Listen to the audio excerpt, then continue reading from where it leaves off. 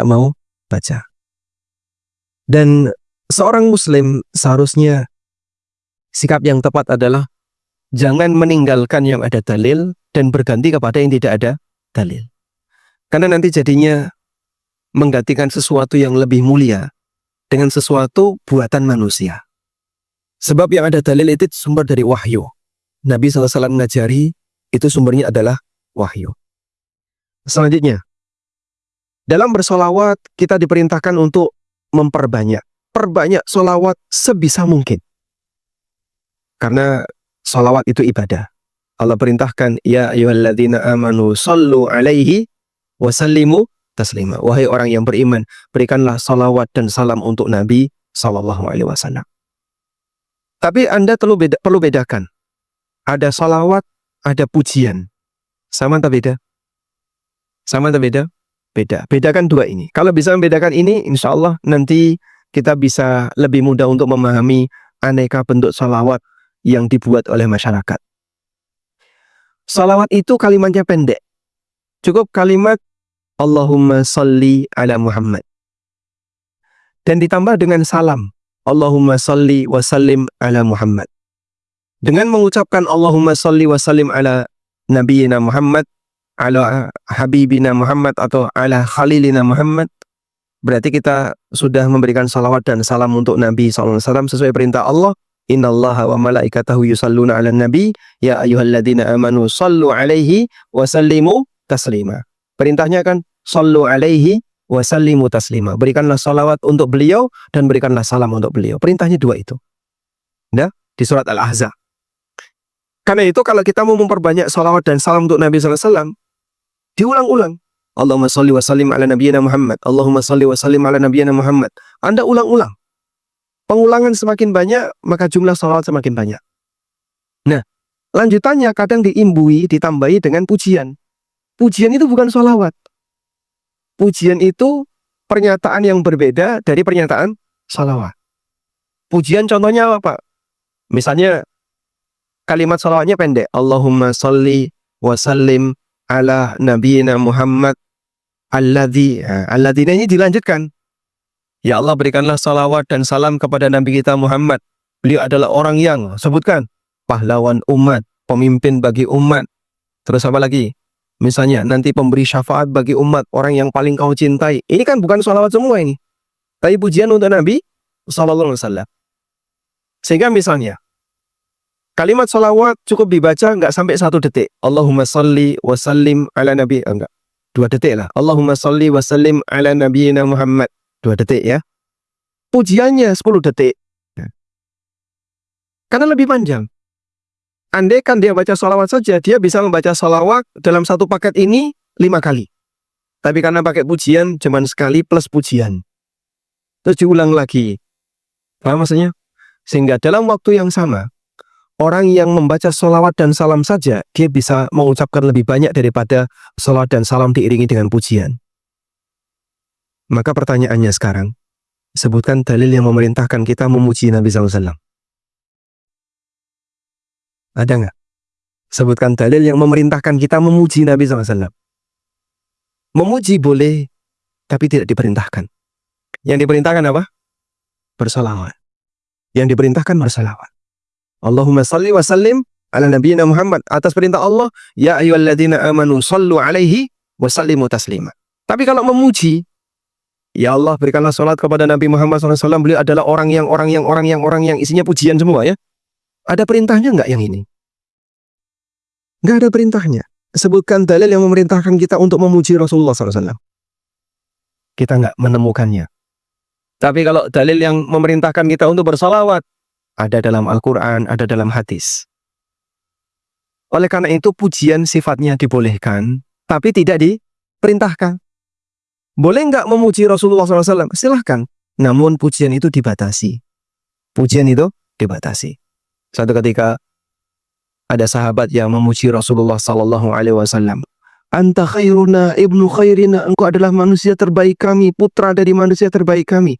Kemudian Rasulullah SAW mengingatkan, La tutruni kama atratin nasara ibnu Maryam. Janganlah kalian mengkultuskanku sebagaimana orang-orang Nasrani mengkultuskan Isa bin Maryam. Innama ana abdun faqulu abdullahi wa rasuluh. Aku adalah seorang hamba, maka panggil aku hamba dan utusan Allah. Sehingga beliau sendiri tidak mau dipuji berlebihan. Suatu ketika datang seseorang, disebutkan dalam hadis riwayat Muslim. Ya Rasulullah, anta khairul bariyah. Ya Rasulullah, engkau adalah makhluk terbaik di muka bumi ini. Nabi SAW mengatakan, innama huwa Ibrahim. Itu Ibrahim. Jadi saat ada orang yang nyebut, engkau adalah khairul bariyah, Nabi SAW mengatakan, innama huwa Ibrahim. Itu adalah Ibrahim. Dan para ulama mengatakan, hadza tawadhu'un Nabi SAW. Dan ini contoh tawadhu' Nabi SAW. Beliau sendiri itu sebenarnya tidak suka dengan seperti itu. Tapi kalau bersalawat, beliau perintahkan untuk memperbanyak salawat. Man shalla alayya wahidan sallallahu alaihi biha asyra. Siapa yang memberikan salawat untukku sekali, Allah akan balas untuknya salawat 10 kali. Maka setiap pagi dan sore kita dianjurkan membaca salawat 10 kali, biar dapat balasan dari 100 kali. Dengan mengucapkan Allahumma salli wa sallim ala nabiyyina Muhammad 10 kali. Minimal ya. Lebih bagus. Dalam satu kajian ini, misalnya narasumber mengucapkan nama Nabi SAW dan Anda ikut umi-umi salawat, itu sudah lebih dari 10 kali. Walhamdulillah. Nah, disinilah seorang muslim bisa membedakan mana salawat, mana pujian. Kalau sudah bisa membedakan, maka dia bisa mengukur porsi salawat kamu itu jumlahnya berapa. Lebih banyak porsi salawatnya ataukah pujiannya. Dan Nabi SAW diperintahkan oleh Allah. Perhatikan ya. Beliau diutus oleh Allah untuk mengagungkan Allah, bukan mengagungkan diri beliau. Beliau diutus oleh Allah untuk mengagungkan Allah, bukan mengagungkan diri beliau. Sedangkan pujian, pengagungan itu diberikan untuk siapa? Allah Rabbul Izzah. Fasabbih bismi rabbikal azim. Sabbih isma rabbikal a'la. Kita diperintahkan untuk banyak menyucikan Allah, memuji Allah. Sehingga uzkurullaha dzikran katsira. Perbanyaklah mengingat Allah dengan memuji Allah sebanyak-banyaknya. Maka untuk pujian kita tujukan untuk Allah. Sedangkan nabinya yang diutus kita berikan salawat. Sinkron ya. Maka prinsip beliau diutus oleh Allah bukan untuk mengagungkan beliau, tapi untuk mengagungkan Allah. Dan pujian itu bagian dari pengagungan. Boleh memuji makhluk, tapi tidak boleh melebihi batas. Baik. Setelah paham ini, berikutnya kita beralih kepada isi pujian dalam sholawat nariyah. Dalam sholawat nariyah, kalimat sholawatnya tidak panjang. Allahumma sholli sholatan kamilatan wa salim salaman taman. Sampai di situ ya. Ala sayyidina Muhammadin alladzi. Nah, alladzinya ini orang yang. Mulailah pujian disebutkan. Tunhalu bihil uqadu. Wa tanfariju bihil qurabu. Wa tunalu bihil hawaiju. Wa tuqda bihi ar-raghaibu. Ya. Di bagian ini isinya pujian. Dan pujian ini lebih panjang daripada salawatnya.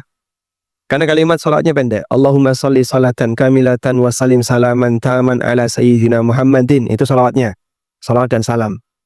Alladzi tunhalu bil uqadu wa tanfariju bil qurabu wa tunalu bil hawaiju wa tudha bil raghaibu.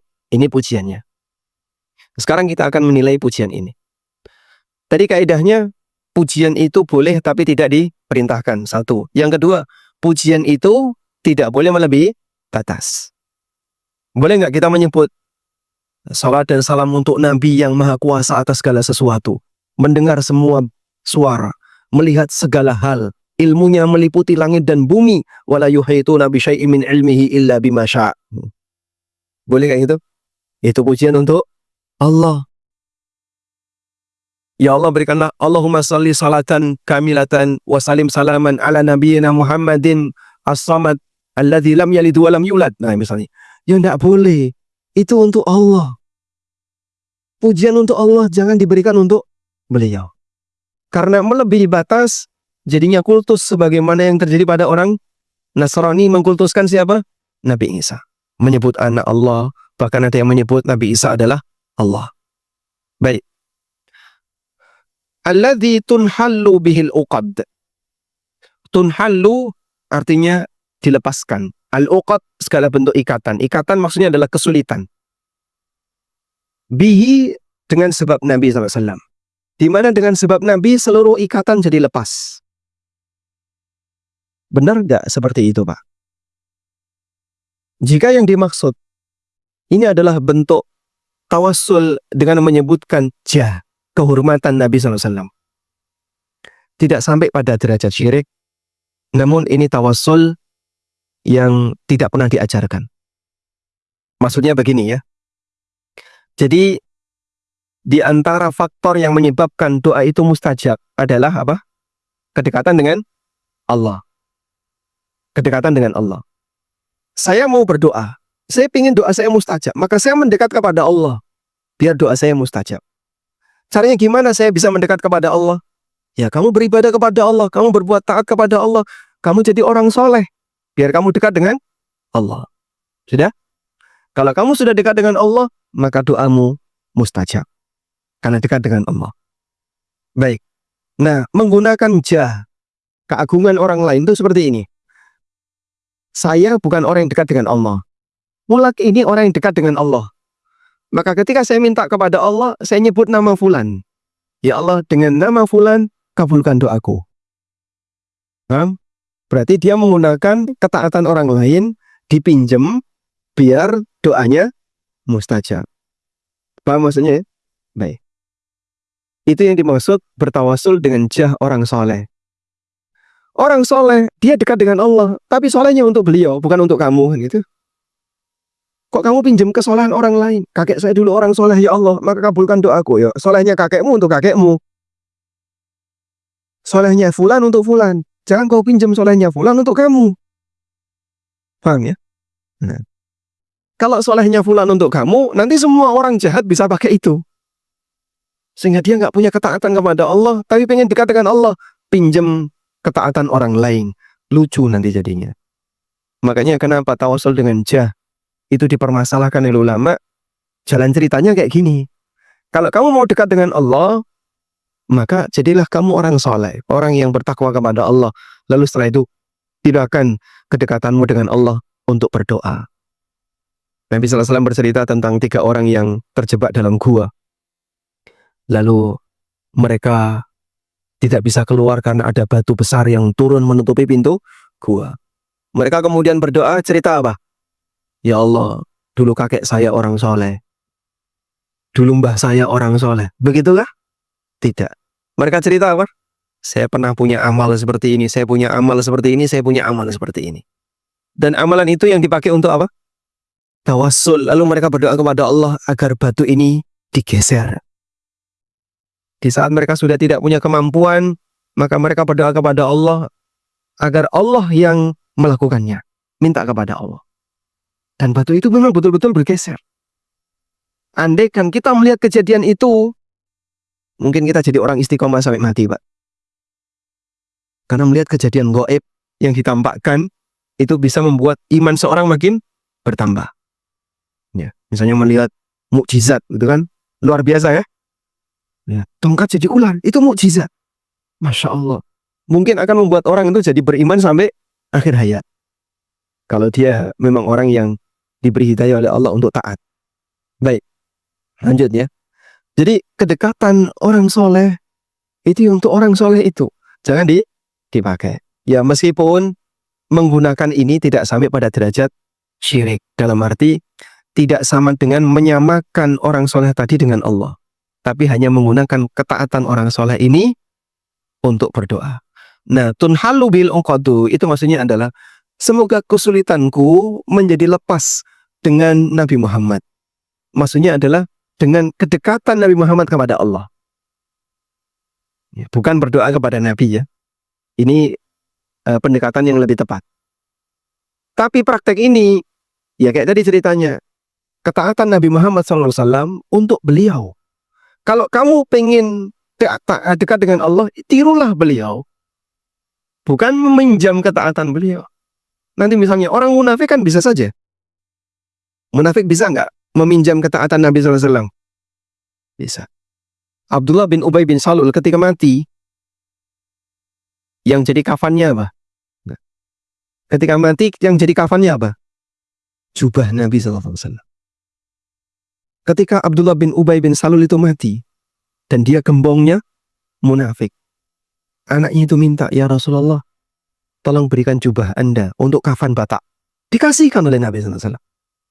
Coba bayangin Pak, kalau ada orang zaman sekarang dikasih kafan kain Rasulullah SAW, wow itu, wah jaminan nggak bakalan didekati malaikat ini Pak.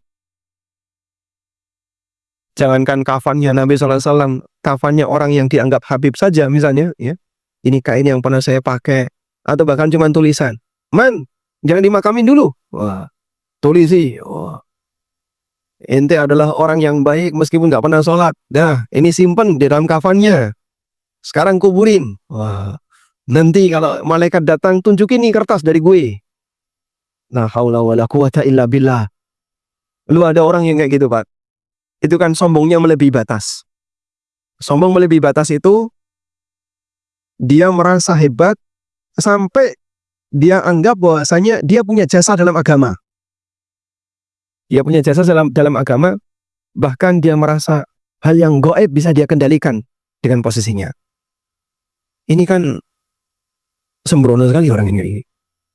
Dari mana dia bisa tahu seperti itu? Sampai dia pernah lihat videonya kan ya? Dia bilang, tulis kertas, taruh di kain kafannya, nanti bilang sama malaikat, ini saya muridnya si A, saya muridnya si B. Nanti malaikat akan segan kepadamu. Masya Allah. Andai kan bisa seperti itu, nggak ada azab kubur Pak. Bisa dijual itu kertas. Ya. Ya kan bisnis yang paling gampang kayak gitu Pak. Pinjam nama orang soleh, ditempel di sebuah produk, jadilah garam ruqyah. Padahal itu ngapusi semua, penipuan.